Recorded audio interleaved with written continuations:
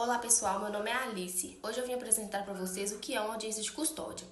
Bom, bem resumido, a audiência de custódia é um meio processual que obriga que o preso em flagrante seja apresentado à autoridade judicial no prazo de 24 horas. O juiz analisa a prisão sobre o aspecto da legalidade, da necessidade de continuação dessa prisão ou de uma concessão de eventual liberdade com ou sem medidas cautelares. O juiz avalia se houve maus tratos, torturas ao preso antes de chegar na audiência de custódia, lembrando que existem diversas variáveis que podem ocasionar de atrasar a apresentação do preso no prazo de 24 horas. Bom, e sob a previsão legal, a audiência de custódia não é prevista legalmente, mas tem um projeto tramitando no Congresso Nacional que visa tornar essa audiência de custódia prevista legalmente. Quem deve estar presente na audiência de custódia?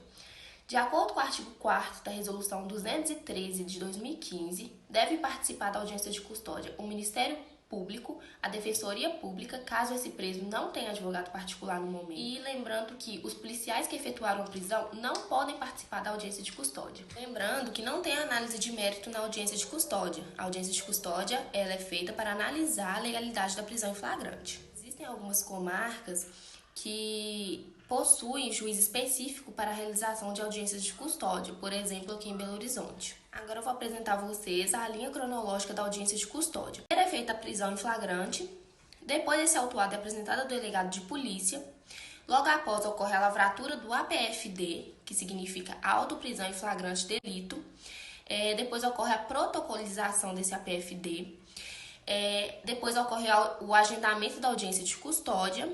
Então, esse preso pode ter uma entrevista pessoal com seu defensor público ou advogado particular. Logo após ocorre a audiência de custódia, lá o Ministério Público se manifesta, a defesa se manifesta e o magistrado ele profere uma decisão. As decisões poderão ser proferidas em uma audiência de custódia.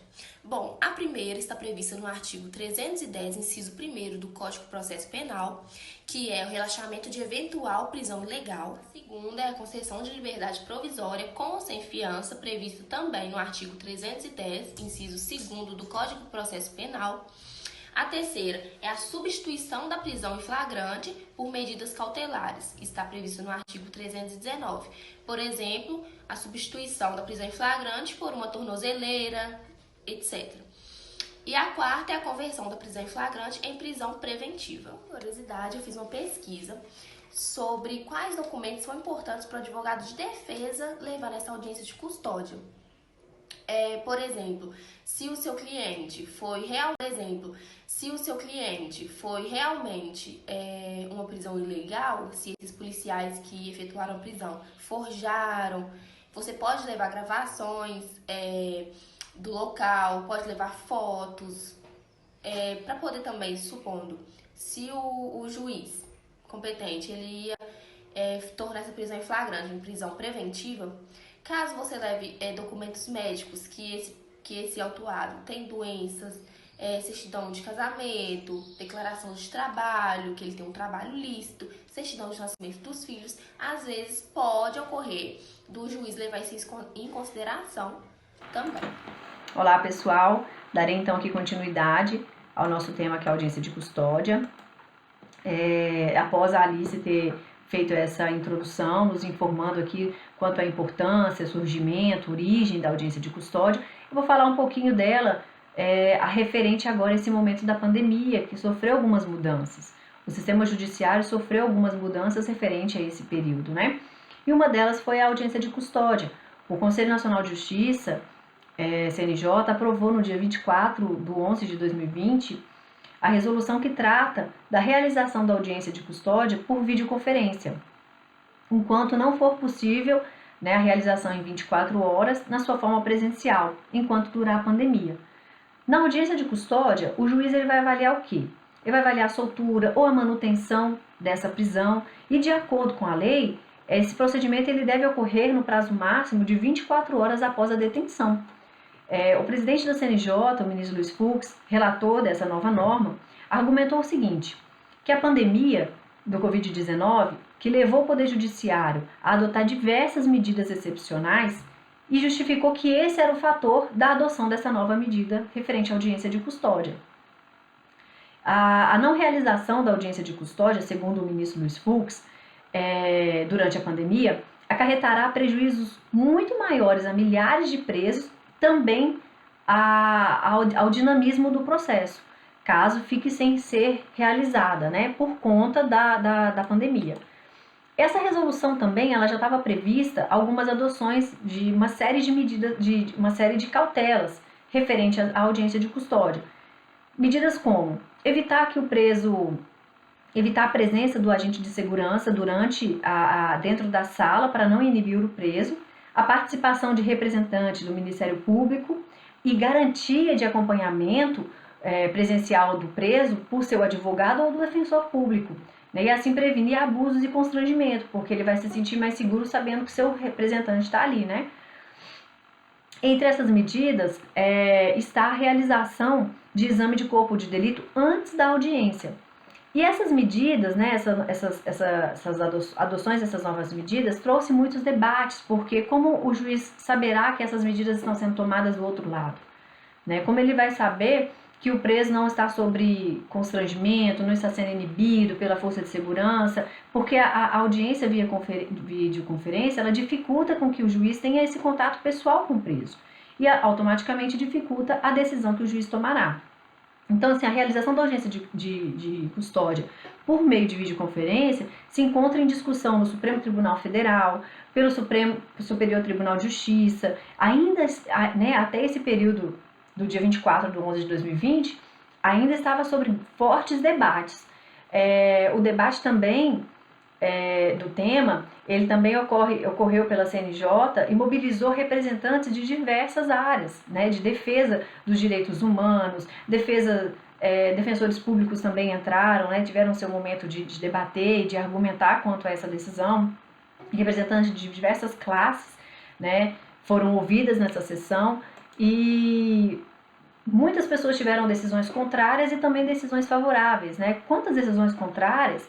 Alguns defensores de São Paulo, defensores públicos de São Paulo, do Rio de Janeiro, né, e alguns advogados das associações para a prevenção de tortura do Brasil e de direitos humanos, também o Instituto de Defesa do Direito, se colocaram contrários a essa realização da audiência de custódia por meio de videoconferência, sob o argumento de que o recurso impede com que o juiz tenha verifique, né, sinais de tortura, maus tratos que o preso possa ter sofrido, porque de fato, pela videoconferência a gente não consegue ter essa noção.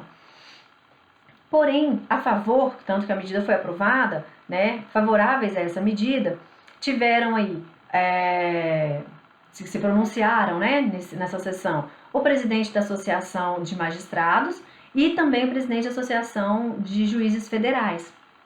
E eles argumentam o seguinte: além de proporcionar maior agilidade ao andamento dos processos, a realização da audiência de custódia por meio de videoconferência favorece também a saúde tanto dos detentos como a saúde dos magistrados, né, mediante a pandemia do novo coronavírus.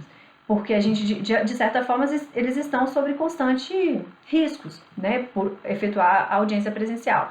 Então, assim, foi discutido muitas questões nessa sessão. Tiveram muitas pessoas que foram contra, alguns representantes a favor, e a decisão até então foi aprovada. Porém, agora, nesse início de 2021, né, já no decorrer já estava no ritmo da pandemia, já estava acontecendo, né, alguns eventos presenciais por conta da diminuição de casos, houve uma nova aprovação e vetaram alguns pontos dessa resolução, e o Eros vai falar um pouquinho para a gente sobre essas novas medidas que foram tomadas e que estão sendo tomadas para que a gente possa seguir aí com o processo penal no decorrer desse enfrentamento da pandemia. O Eros vai falar um pouquinho para a gente. Muito obrigada. Bom dia, meu nome é Eros. Dando continuidade à fala da nossa nobre colega Paula em relação à audiência de custódia durante a pandemia, vale ressaltar que, em regra, a realização dessa audiência de custódia deverá ser realizada de forma presencial, ou seja, respeitando aquele prazo ali dentro de 24 horas após o recebimento do juiz, do auto de prisão em flagrante, do mandado de prisão, do comunicado de prisão, o preso deverá ser encaminhado à presença do juiz para a realização da audiência de custódia, né? Mas tendo em vista momento que a gente vive, esse momento de pandemia, essa crise sanitária que o mundo e o Brasil vivem, né? No ano de 2020, o até então presidente do CNJ, o ministro Luiz Fux, ele regulamentou a realização da audiência de custódia por videoconferência, desde que não seja possível a realização dela de forma presencial. Algumas pessoas chegaram aí contra, tal, o ministro Luiz Fux, inclusive, ele refutou essas críticas, falando que ele não vislumbrava a possibilidade da não realização da audiência de custódia ser mais benéfica do que a realização por videoconferência. Então, assim, ele acabou regulamentando, mas com essa ressalva, desde que não seja possível a realização de forma presencial. Além disso, existem duas regras para a realização da audiência de custódia por videoconferência. São elas: o preso tem direito de permanecer sozinho na sala durante a audiência, né? Sendo facultada a ele somente a presença do seu advogado ou defensor público. E a outra é que, antes da realização da audiência de custódia, o preso deverá passar por um exame de corpo de delito para garantir a sua integridade física. Qual que é a importância desse exame de corpo de delito, a realização desse exame de corpo de delito? Quando a audiência de custódia é realizada de forma presencial, o juiz tem contato com o preso, ele pode ver uma marca, uma agressão, um ferimento, alguma coisa ali que é resultado de uma prisão ilegal, que pode resultar até mesmo no relaxamento da prisão do preso. Então, como ele não vai ter esse contato próximo com o juiz não vai ter o contato com o preso, lógico, fica difícil ele visualizar por videoconferência alguma marca, algum hematoma, algum tipo de irregularidade, alguma coisa que possa ter sido fruto de uma prisão ilegal. Então, assim, esse laudo vai ser de suma importância para garantir o direito do preso. Às vezes ele sofreu uma lesão, às vezes ele saiu machucado, às vezes sofreu uma prisão ilegal ali, uma prisão violenta. Então, o laudo vai ser de suma importância para garantir o direito do preso.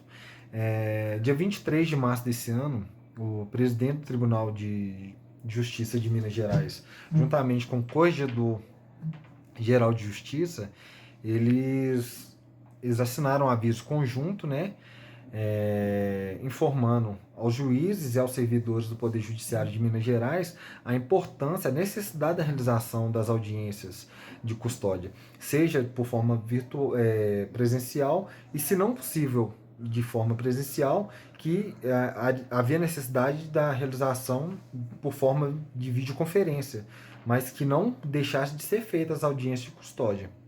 Independentemente do tipo de restrição imposta pelo governo por causa da pandemia de Covid-19, as audiências de custódia deverão acontecer, seja de forma presencial ou por videoconferência. A Paula até falou de uma mudança em relação às audiências de custódia. Na verdade é o seguinte: em 2019, com aquele pacote anticrimes, foi aprovado, mas teve alguns vetos que acabaram vedando a possibilidade da realização de audiência de custódia por videoconferência, entendeu? Então, assim, foi apresentado um projeto dia 18 desse mês, né? Foi aprovado um projeto dia 18 desse mês no Senado, foi encaminhado ao Congresso Nacional, um projeto que autoriza, que prevê a retomada das audiências de custódia durante o período da pandemia, né? Acabando com a proibição desse veto do pacote anticrimes em 2019.